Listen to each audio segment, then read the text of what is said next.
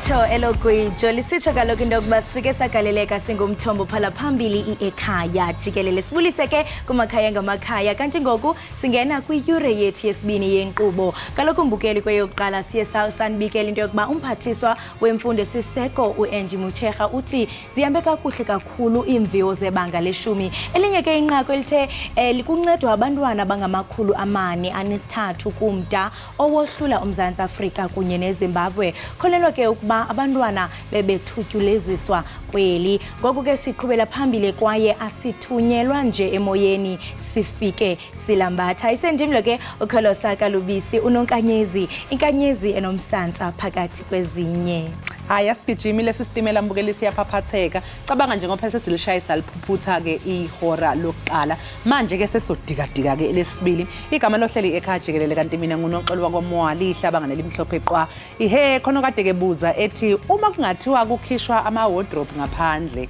ihe engabe ke yakho ingakwazini ukubuyela njengoba isenjalo noma mhlawumbe khona lapho kuzobe sekuxeka khona omunye ke uthi intombi yakhe yathi baby have you noticed that you are handsome yaphendula ke indoda yathi nephindile le mali oyibonileke ekasimende shuthi uyabona makoluthi hayi ngoba bebuncoma ke khona lokho abakufunayo abaveli nje bancome kuphela njengamanje ke mbukele ke sibheke indaba ehamba phambili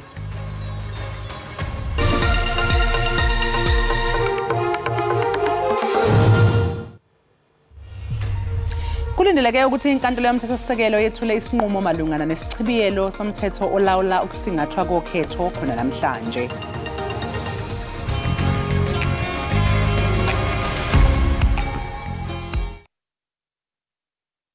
Sanibonani umpumi lo ngisinje niqhubekani nibukele Ekhaya Jikelele nisitholele isport entertainment kanye necurrent affairs mina nawe sophumelela noma ngabe sebemelene nathi thando lwethu lomelele noma kungaphelo kwalomhlaba Ekhaya Jikelele ncwa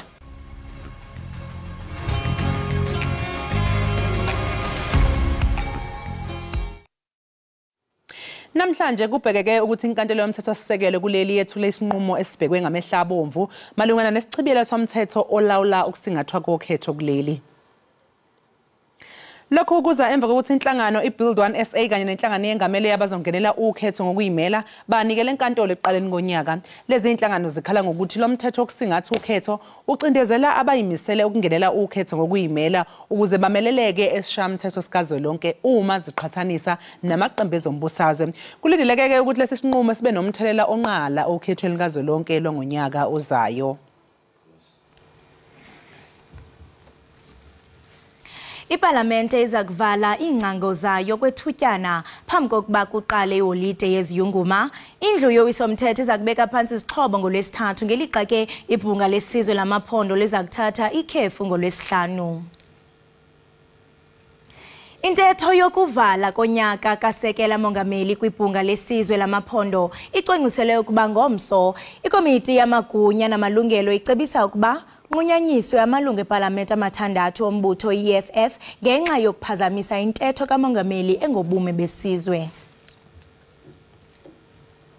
I-EFF iphosela inselele isigcawu esiphenya amalungu ayisithupha eParlamente e-EFF azama ukuphazamisa umengameli uCyril Ramaphosa ngesikhathi ethula inkulumo emayelana nesimo sezwe isona ngoNhlolanja. Kulindeleke ukuthi leli cala le-EFF lilalelwe enkantolo ephakeme ese-Western Cape khona namhlanje. Phezu kwalokho i-EFF iyimisele nokuphosela inselele isijeziso esonikwa amalungu aleli qembu eParlamente athintekayo kulesi sehlakalo. Phakathi kwezinye zezijeziso kulindeleke ukuthi amalungu abandakanyekayo amiswe njengamalungu eParlamente inyanga yonke ngoNhlolanja wangonyaka ozayo futhi angakhokhelwa. Inani elikhulayo lohlaselo liquka ukhuthuzwa kwabantu kwintaba yetafile kunye neendawo eziyingqongileyo lunxilise inkxalabo kwimibutho ehlukeneyo. Njengoko ixesha labakhenkethi liqala eKapa, amawakawaka abatyeleli kulindeleke baxhaphake kule ndawo. Ikhwele eliphuma kwimibutho efana ne-Friends of Table Mountain libongoze ukuba kungenelelwe ngokungxamisekileyo ukuqinisekisa ukhuseleko lwabantu. Kuhlengwe ingane ezingamakhulu amane namashumi amane nantathu emngceleni iBeit Bridge okuwumngcele ohlukanisa iningizimu Afrika neZimbabwe. Lesi sigameko senzeke izolo ebusuku lezi ingane ke kukholakala ukuthi ziyashushumbiswa beyisemabhasini amabili abelibangise kuleli. Umkhankaso obuholwa umnyango wamaphoyisa ubambisene nowezasekhaya kanjalo neziphathimandla ezilawula ukusebenza kwemingcele. Kubikwa ukuthi izingane bezihamba ngazodwana kanti zibese zibuyiselwa eZimbabwe. Ukhomishana wokuphathwa kwemingcele ukholwa ukuthi bezishushumbiswa. They were able to stop and search about 42 buses trying to enter the Republic, and out of that we found 443 children under the age of 8 that were in those buses without any parent or any guardian. Kusenjalo abezokuphathwa kwemingcele bavivela isikhathi samaholiday asehlobo. So in this period of 2023-2024, we anticipate a full recovery to the pre-COVID average number of about 6 million people who are supposed to be moving out of our ports in this period. Ngalesikhathi kuzokwelulwa amahora okusebenza ezindaweni ezithathwa njengezibucayi emingceleni yezwe kuphinde kujutshwe nezisebenzi ezengeziwe. We will be deploying additional 380 additional personnel to the selected busiest ports of entry to assist with the delivery of services as well as the provision of technical support during this period. Uqhube wathi bakulungele ukubhekana nohlelo lokucisha konga ugesi kanti bangaphezulu kwezinkulungwane ezingama-50 abantu asebevinjelwe ukungena kuleli ngokungemthetho kusukela ngoMbasa walonyaka. Iqhotyelwe izandla indlela imviwo zematric ezibhalwe ngayo kulonyaka. Umphathiso wemfundo esiseko uAngie Motshekga uthi yonke into ihamba njengoko becwangcisiwe. Lezi vivinyo bezingenazo izihibe ezijwayelekile kweminye iminyaka. Kulonyaka akuputshukanga ngisho elilodwa iphepha.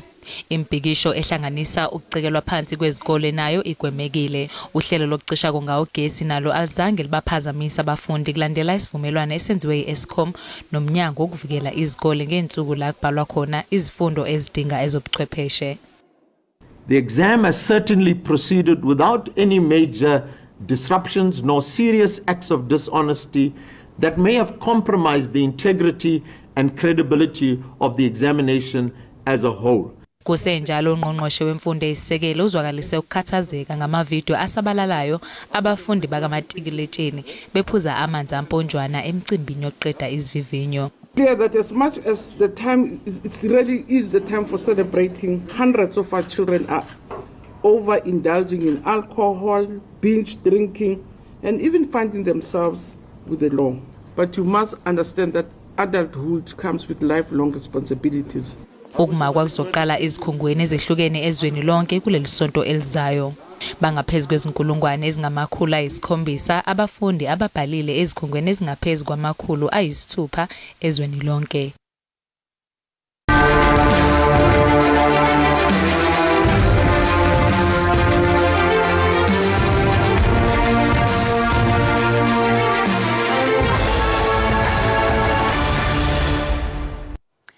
Umengameli waseFrance Emmanuel Macron uthi amazwe asethuthukile ayimisela ukweseka asathuthuka ngezinsiza ezolungisa ingqinamba zomthelela uguquguquka kwesimo sezulu.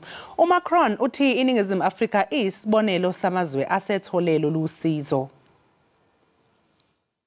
Namhlanje kucelwe kakhulu kwezempilo nokuthula. Izinsiza ziyadingeka ukulwisana nokuguquguquka kwesimo sezulu kanti France isizimisele ukulekelela. This is an international community work, and I think we have to commit and to help emerging and developing countries to do much more by getting more finance. We need more solidarity for that. And this is exactly what you signed in South Africa with the JETP initiative. I put $1 billion on your transition, precisely for this reason. Umkhakha wezamabhizinisi ezwenikazi Afrika nawo uthi umungomumo ukufaka isandla. Africa bears the brunt of climate crisis, and Africa should be at the table, and that's why COP28 is very good. That Africans are here, we should be part of the solution because we're suffering. We suffer a lot more than we contribute. Izikhungo zemali kuleli zwekazi zifuna ukusebenzisana nezikhungo zakwamanye amazwe. And that's why the African Development Bank launched a very bold program together with the Global Center on Adaptation called the Africa Adaptation Acceleration Program, or we call it simply AAAP, is to mobilize $25 billion to support African countries to adapt to climate change. And by the way, that is the largest effort on climate change globally. Lezi ngezinye zezinto abahambele lenqonqothela abazobe bezidingida kulezi insuku ezizayo. Ngethemba lokuthi iCOP28 izoba yimiphumela emihle.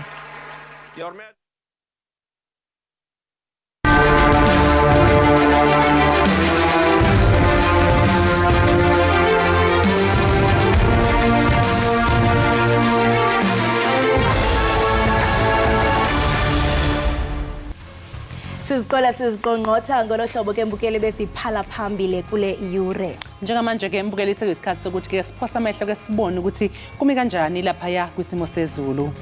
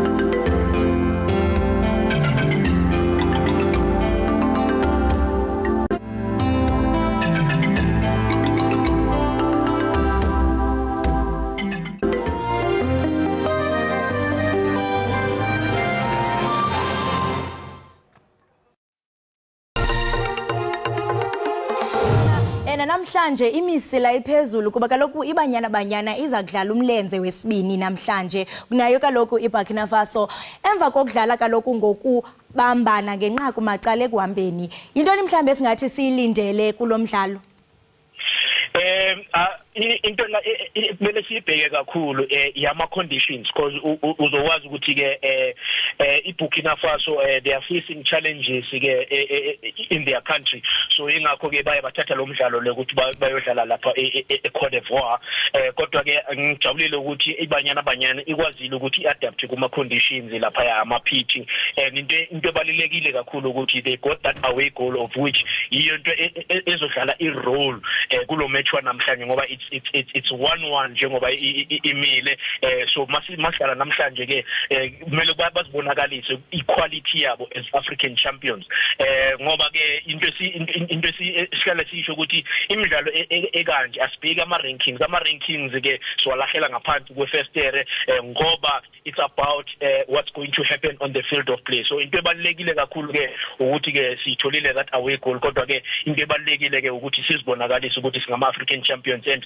into engiyithandayo kakhulu ezwela ukuthi uJanine van Beek makangena namhlanje uzoyenza umlando omkhulu kabi lapho ke uzothola ama caps 185 whereby into singakasibone nje iyenzakala especially la on the African continent kodwa ke okuningi ke kumele babhekane nawo on the field of play ukuthi ubani ngempela ofuna ukunqoba lo mdlalo lo usabuza lo mbuzo uyathi into bana uJanine van Beek noko kumdlali ongathi into bana umthembile ongeza nomlando ungathi mhlambe ngabaphi abanye abadlali abazawunqenqeza phambili kulomdlalo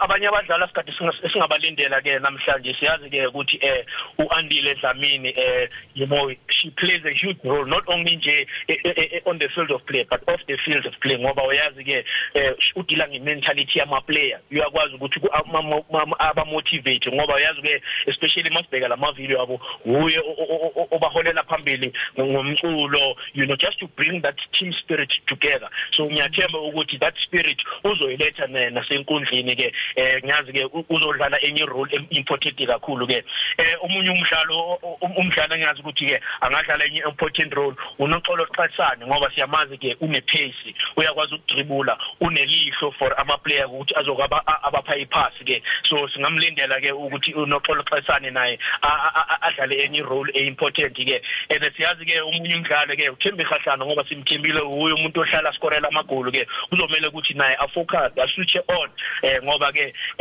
it's do or die phela namhlanje so kuyadingeka ke ukuthi at all cost akumelanga ukuthi sidraw akumelanga sithi lose kumele siwine ukuthi sizokwazi ukuthi ke sibhukhe le ticket yethu ukuthi sizokwazi ke ukuthi sidefend i-title yethu.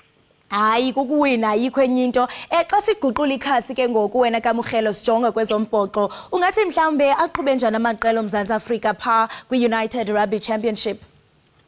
Sekuyihora lezinkanyezi nokuyilapho ke izinkanyezi zikhazimula khona. Lo moya wothanda uMakhaza sithanda ungenza futhi ngicabange wena uMoyizele empeleni sithandwa sami ngikufanisa nenkanyezi muhle makushonelanga uma kuvela inyanga uthando lwakhe angisoze ngalibala uma ngivala amehlo ngibona wena wedwa sithandwa sami ngiyakuthanda kuthi angikuthuke lento enhle le ngiyayithanda kusukela ngikhula uma ngikhumbula bengifisa ukuthola uthando olunjengolakho sithandwa sami ngiyabonga uma sekunjela ngaphandle ngathi ngakubamba buka ngikuqabule emaqeda ngikutshele ngiyakuthanda.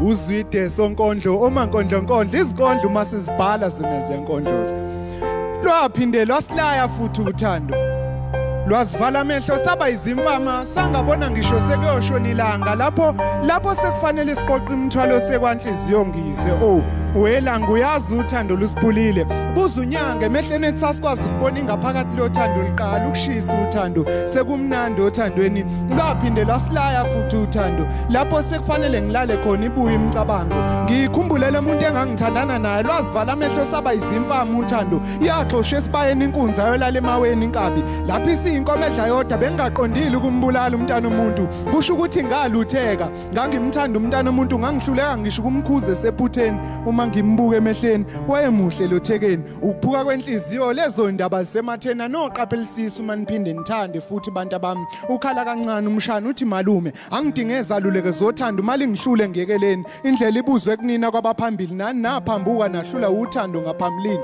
na uma kwenzeka ungahlulela nokuphila ubokhumbula ukuthi lo muntu othanda naye uyilento oyifunayo wena akayiyona lento afisa ukuba yona ume nawe yazi ungicika ngoba uzibona amaphuthu umuphambukile ungagxeki uthando gxeki izenzo zakho uhlulekile lezi ndaba zokuphuka kwenhliziyo ukuphinga kwakho kwaqeda zonke izifiso zami ngawe sengibone ngadela wena ufakazi bokuthi alisekho uthando lweqiniso khona uthando lesimanje ukuphela kwesikhathi ixesha lidliwe izingxaki zempilo kuyangithokozisa ukunibona nisaphila abantu abami sekuyihora lezinkanyezi nokuyilapho ke izinkanyezi zikhazimula khona uzwide sonkondlo omankondlo izinkondlo masizibhala zona ziyankondloza ngiyabonga.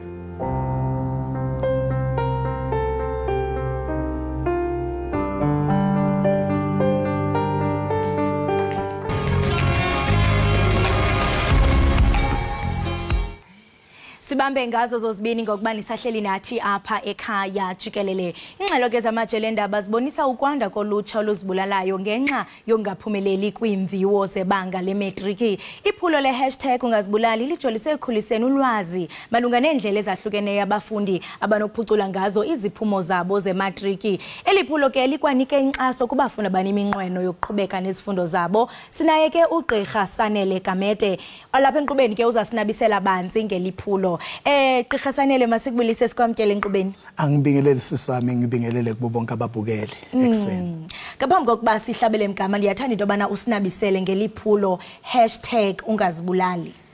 i #matric ungazibulali ingasho nje ngolimi lasemzini ngithi icampaign la khona siqhuquzela abantu abasha ukuthi impilo isekhona ikakhulu mangiqala lo mkhankaso ngangikhuluma nomuntu ongaphasanga umatric ngibuka mhlawumbe nami la ngidlule khona ngenze ugrade 12 ngawuqeda ngabuyela emuva ngenza ugrade 10 kabili grade 11 kabili no grade 12 kabili so uma ngiqala ngangithi nje ungazibulali ngoba akusho ukuthi sekuphelile ngempilo yakho uma ungaphumelelanga ka grade 12 but ekuhambeni kwesikhathi sibonile ukuthi abanye babantu abasha abazibulali ngokuthatha impilo yabo nje abanye babulala amaphupho uthola ukuthi njengoba manje nje kubungazwa ukuthi sebeqedile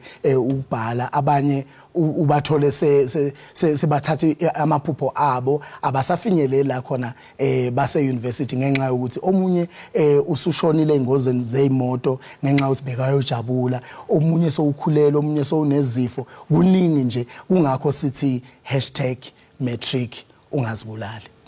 Mhle kakhulu umsebenzi wakho owenzayo and ndiyathanda into yokubana ujolise kakhulu nakumava wakho othi mna ndingugqirha Sanele ndidlule apha ngoko ke nofikayo uya relate kule situation because nawe umxelela ngendlela oseluyihambile. Ndiyathanda ufumanisa into yokubana njengoko abafundi besiza kuwe mhlawumbe nawe usiza kubo from i-consultation view yakho nabafundi ungathi mhlawumbe owona nobangela uba umfundi afuna uthatha isigqibo sokuba uyabuthatha ubomi bakhe kuba siyakhumbula kwixesha lakudala zasichapheke kakhulu iziganeko apho sasibona abafundi bezibulala kuba kaloku kwakuvele nje kubhengezwe emaphapheni wonke umuntu abone kwazwa nendlela ngoku into yokubana umntwana angakwazi uzibona esidlangalaleni ungathi mhlambe kwingxoxo banazo nabafundi bathi owona ndoqo benzi babazibulala intoni incindezi ekhona kubangani babo lokho abakubiza ngepeer pressure uthola ukuthi abangani babo baphasile abanye bathathiwe ezikhungweni zemfundo ephakeme ezihlukahlukene nencindezi ekhona emphakathini nasekhaya nje ikakhulu ngiyakhumbula ngiqhamuka ekhaya ubhuti waqhamuka nephepha thina ke kulesa sikhathi wakusaphuma emaphepheni ngavele ngambona ebusweni ukuthi hayi igama lami alikho lapha yana ngingabona isimo sishintsha nala ekhaya nje nendlela abaqala bangibuka ngayo auntie wonke umuntu nje kuba nalokho emva kwaloko uvela uzibona nje ukuthi hayi cha lana ke sekubhedile ila abafundi so ubona khona ukuthi hayi omunye ubese soyaqala sozivalela endlini nokuthi nje phela abazali basuke benethemba elikhulu kubantwana abanye ungeke ubasole ngoba vele bafaka imali eziningi bazama ukuthi umntana athole imfundo engcono uthola ukuthi umntana akasaphumeleli umzali abese ukukhipha amazwi la angemnandi umntana abone ukuthi you know what ayisekho lento kungcono nje vele ngisuke emhlabeni ngoba ngidisappointment kumama nobaba. Ubalula kakhulu indaba yabazali into bana nabo baba negalelo mhlambe umzali ke engaqondanga nje ngokusitsho uyacinga into bana yo ndikhuphe imali izikhuntyuze imali into bana nikufundise ngoku uyabuya uyatshona okanye awuphumeleli ungathi mhlambe kuba umfundi xa ifikelela kweso sigqibo mhlambe ayisekho ifoundation mhlambe singathi into bana ithick kuzoba khonela lizwi elithi hayi mhlambe amazwi ongawadlulisa ngaphambi kokuba umfundi abe kanti uchophela imviwo zokuphela konyaka ingaba mhlamba abafundi nibaxhobisa ngantoni uqinisekisa into kubana xa lufika olwaxinzelelo xa wafika lawa amazwi athi zibulale amanyathi ungazibulale uthathe siphi isigqibo izinto nibaxhobisa ngazo ngaphambi kokuba bafumane i-results. Ngicabanga ukuthi okubalekile umuntu akudlulisayo ikakhulu kule story esengizidlulisile engiye ngizidlulise kakhulu ukuthi nje sithi kubona akuphelile asekhona amathuba and into esiyenzile sivele safuna ama ambassadors kulolonke la kuleli esisawa funa namanje akhuthaza abafundi eindaweni ezihlukahlukene okusho ukuthi akuphelile ngempilo if ungaphasanga umatric akhona ama chances and uhulumeni unayo imatric second chance program ongakwazi ukuthi ulungise izifundo zakho. So into esigqugquzelayo manje kulesikhathi samanje ukuthi manje jabula ubuye nganeno jabula ube safe so that makuqala unyaka asiqali nawe usungasenalihlo ngenxa yokuthi wena bowujabula ukuthi uqedile umatriculation. And enye into esicelayo kakhulu kumphakathi ukuthi sibambisane nawo eSouth Africa yonke siyadinga abantu abasha abazoba ama ambassadors awo lo mkhankaso so that umntana kungafiki la khona ezibona engelutho ngenxa ukuthi akekho umuntu ongakwazi ukuthi ambonise. Ndiyakuvubalila into abanana idinga iambassadors phakathi kulo lonke elilizwe. Ingaba mhlambe ni operator kweliphi iphondo kakhulu njengoko uthi nisadinga iambassadors?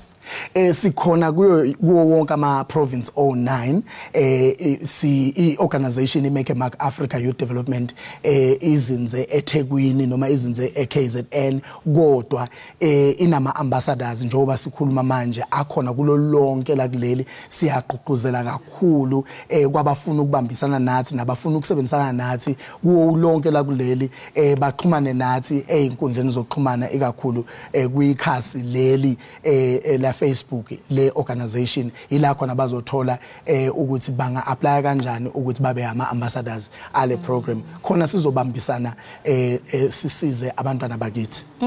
Ndiyahalela uqonda into bana ingaba mhlambe sikhona isiganeko apho nangenelela kwimpilo yomfundi mhlambe nizama umcebisa nimcenge into kubana angazibulali never sele kuthiwa ulishile eli. Siyesezwa kwi-media ukuthi abanye bagcine bayithethe impilo yabo but esike sangenelela kubo singenelela la khona befuna but sakwazi ukwelekelela sisebenzisana nama organizations ahlukahlukene kakhulu lawa asiza ngalo limi lasemzini ngalo abathi psycho support la umuntu athola ukwelulekwa khona nokuboniseka khona. So bakhona baningi abasifonelayo bakhona basithintayo abashoyo kakhulu abazali baye basithinte ukusho ukuthi na umntana angasadli sekuphela izinsuku ezintathu ngenza njani sengiworried. So siye sibe nawo lawo ma cases lawo kodwa asikaze sibe naye icase la khona besikhulumile naye sizwe sesizwa ukuthi usudlulile emhlabeni. Siye sizwe nje eindaweni ehlukahlukene ngabamphephandaba noma ngabezindaba ukuthi bakhona bazithathayo abathatha impilo yabo. Kuhle kakhulu xa ubalula le ndaba ye psychology because nithi into bana aningeneleli nje kuphela kodwa bakhona namanye amaziko eniyeni wabandakanya uqinisekisa into kubana lo ngcinga umfundi benayo nisiphula nencambu. Ndiyathanda ukufumanisa kule nto ithethayo kubana mhlambe umzali unanku uyafona kumzali mhlambe kuba siyazi nangoku abafundi abaninzi sele belindele iziphumo zabo mhlambe ke especially xa sijonga ke apha kuthi singumzontsundu izinto ezifana no depression no suicide thoughts izinto mhlambe ezibekelwa bucala mhlambe umntwana xa izoba ngathi unezempawu kuzothi hayi unechiki iphuma phandle uthini. Ndiyahalela into kubana uxhobisa ababukeli bethu ngempawu mhlambe ngumzali ekhaya okanye sisihlobo sakho uyambona mhlambe ingathi unazo ingcinga zoba lo muntu angazibulala zeziphi impawu abanokuthi bazijonge. Babiza ngalo limi lasemzini bathi ama withdrawal la khona umntana ezivalela khona endlini angasakhulumi namuntu kwesinye isikhathi akasafuna ukudla usushintshile nje akasasi lo muntu lo ofana noSanele Gamede obhabli noma umuntu ohleze ethokozile nayo yonke leyo nto leyo omunye uyamuzwa noma ekhuluma sekunamagama nje awashoyo ukuthi mina nje angiboni ukuthi ngingashona phi if ngaphumanga ephepheni noma ngingaphasanga umatric hayi angiziboni nje uyambona sokuqala ukuba namagama awashoyo ukuthi hayi lo muntu lona ubuke umatriculation njengento okungeke kwenzeke noma okungamele kwenzeke awufeyile. So yilawo songaqala ukubona khona ukuthi hayi cha uyaludinga usizo. Abanye okwangampela bayashintsha abanye uthola ukuthi so uhamba ekhaya nje uyovakasha akasafuna ukubuya so uyozijabulisa ngokweqile because uyambona ukuthi une stress sekuya lapha yana idate seyisondele yokuphuma kwemiphumela so ungaqala ubone lapho ngiyacela ukuthi abazali bengathathi mawala kodwa bebanaka abantwana ngiyazi ukuthi abazali nabo baba worried noma baba nalokhu kwesaba nokuthuka ngaleso sikhathi kodwa ngiyacela bangezi mawala kubantwana ngokuzama ukuthi hey khuluma nami ungamcheka nje umbone ukuthi u right yini umgqugquzela umtshela ukuthi noma engaphumelelanga akusho ukuthi sekuphelile ngempilo. Okugqibela nje gqirha ngaphambi kokuba sisonke ndiyathanda ukuva into okubana nisebenzisa awaphi indlela yokunxibelelana nabafundi kuba ndiyacinga mhlambe umfundi mhlambe ubukele ekhaya ozibona into okubana lento nithetha ngayo nami ndiphezulu kwayo ezingcinga nezimpawu ndiphezulu kwazo ingaba ninxibelelana njani nabo because abanye mhlambe bangoyika uba umuntu aze kuni azawuthetha because mhlambe indaba yokuthi suicide ne depression izinto mhlambe ezibonakala ngathi azithethiwe kwaye ke nomfundi othi uyafuna ukuba lenxalenye ye #matric ungazibulali ufumaneka phi njani?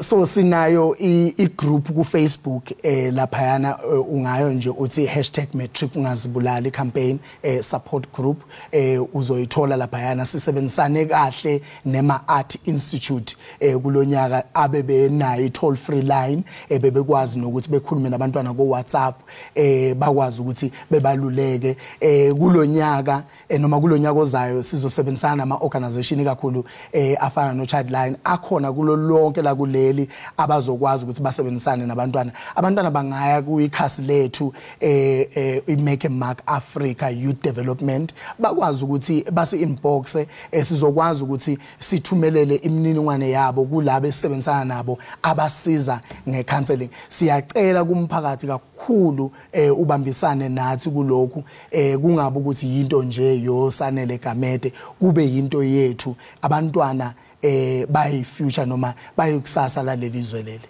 ngenena abantwana bayi future elilizwe kuba naye kaloko umphathiswa wemfundo esiseko uEnjimutshega uye waqhwebela izandla indlela imatric eqhube ngayo kulonyaka siyathemba ke mhlawumbe eneziganeko zokuzibulala kwabafundi sawuzibona zehlile namacandelo afana nani azakwazi into obana angenelele aphembe lomlilo ngaphambi kokuba anwene mhle kakhulu umsebenzi owenzayo gqirha Sanele siyayithemba into obana uzafumana yonke inkxaso oyidingayo ukuze ube kanti uyafikelela apho ufuna fika khona enkosi kakhulu ngiyabonga kakhulu right imbukeli wekhaya Jikelele lonke besithetha naye nguye uGqirha Sanele Gamede umlawuli we #ungazibulali campaign bangaba ke ngumfundi bubhala izifundo zakho ze-matric uyazibona into okubana noko akukho mnandi enhlizweni yakho kuba kaloku usiva uxinzelelo lweziphumo qiniseka mbukeli into okubana uqhagamshelana nabo baza kunikeza ke lonke uncedo olidingayo kodwa ke kwisisigqibo ozosithabatha uqiniseka into okubana awuyilahli itawuli awuzibulali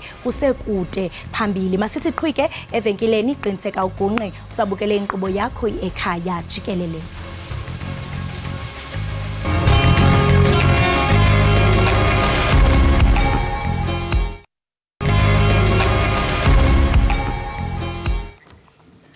Siphinde sikamukele mbukeli Ekhaya Jikelele sibonga kakhulu ukuthi ube nathi uqhubeke nokuhlanganyela kanye nathi kanti mangabe siqhubela phambili njengamanje ke sikuyisikhathi ukuthi ke sibheke amaphephandaba ukuthi athini ewe mbukeli sijonga ezitshotshenhla pha kumaphephandaba xa sibheka ke iphephandaba iSunday Times lesihloko esithi Jordan and DA Paul talks uzokhumbula phela mbukeli ukuthi khona amaqembu ezombusazwe aphikisayo asungule umbimbi lokubusa ngokubambisana emva kokhetho likazwelonke longo-2024 inhloso ke lamaqembu ukuthi phela hlanganisa amavoti awo abengaphezulu ka-50% ukuze agudluze iqembu elibusayo i-ANC emandleni okuphatha kusenjalo ke khona kulona iphephandaba iSunday Times kunesihloko futhi esithi Panyaza's Wardens write off 3 brand new state BMWs Udaba ke lolu olukhuluma ngokuthi phela amaphoyisa lawa aqapha emphakathini asungulwa uPanyaza Lesufi aseze yabizwa ngamapanyaza alimaze imoto ezintathu zombuso kwaze kwathi ngeke zisasebenza.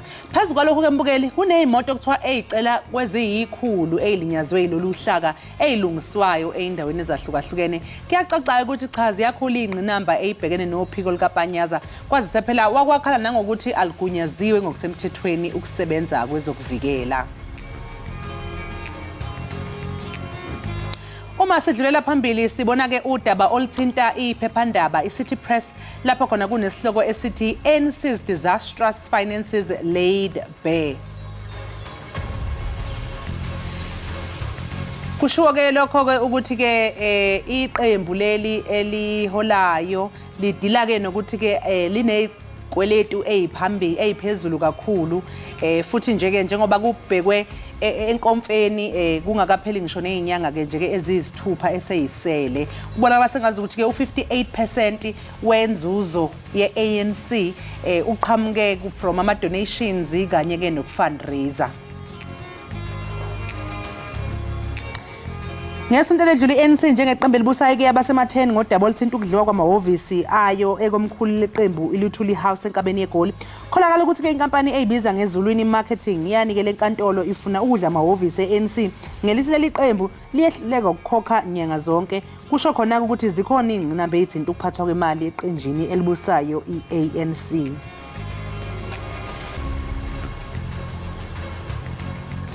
Olunye ke udaba mbukele sizawujonga ludaba lweCity Press isihloko ke sithi The Risk We Face in 2024. Njengokho kumbukeli uqondile ukubana kulonyaka ozayo kuyobe kaloku kubanjwe ii-elections kanti ke kuyatsho mbukeli into okubana oku kuqhokreka kakhulu xa sijonga i-economy that is ezezimali apha eMzantsi Afrika. Oku kaloku mbukeli kuye kwatshiwo nguye kaloku i-Reserve Bank uGovernor Ekhaya. Asivala ke mbukeli ngokubheka udaba belihamba phambili ephephandabeni isolezwe. Kukhona ke isihloko esithi ihlazo kukhulelwa izingane ezingaphezulu ka90,000. Udaba kolushaqisa kakhulu ke lolu mbukeli ngophela lukhuluma ngesibalo esiphezulu sokukhulula kwezingane ezikoleni njengoba ubona nje ukuthi bacishe bafinyelele inkulungwane eziyikhulu abakhulelwe. Kuyavela ukuthi ke ezinye zezingane ezikhulelwe ziphakathi kweminyaka eyishumi nengamashumi amane. Uyazibuza ke ngempela ukuthi siyisizwe esibheke kuphi uma ngabe izingane zizokhulela isencane nakangaka. Sinethemba ke futhi lokuthi umnyango wezemfundo uzongenelela nomphakathi nje ke singawuvaleli ngaphandle. Kanti ke mbukeli inani elithele yadizwa labantwana esingathi into okubana bayafikisa bapha kwiminyaka elishumi ukuya kwiminyaka e19 kumaziko ke ezempilo eMzantsi Afrika linyuke lisuka ke pha ku over 129 ngo2019 layo kutsho ke kwi139. Izikolo ke mbukeli nentsapho noluntu ngokubanzi kuyafuneka into okubana noko siye sizinukise igazi xa kuzafika ingqelezi nje sizibuza into okubana ingaba thina senza ntoni uqinisekisa into okubana abantwana basakhulayo ii-teenagers ziyehla mbukeli kuba kaloku ngubani ngoku esizawubeka ityala ingaba ngurhulumente ingaba ngabazali kodwa ke mbukeli ke inkxaso nenkuthazo zinokubagcina ke abantwana besesikolweni ngelixa ke ukubekwa ibala nokungabandakwanya kubatyhalela ngaphandle ngokupheleleyo.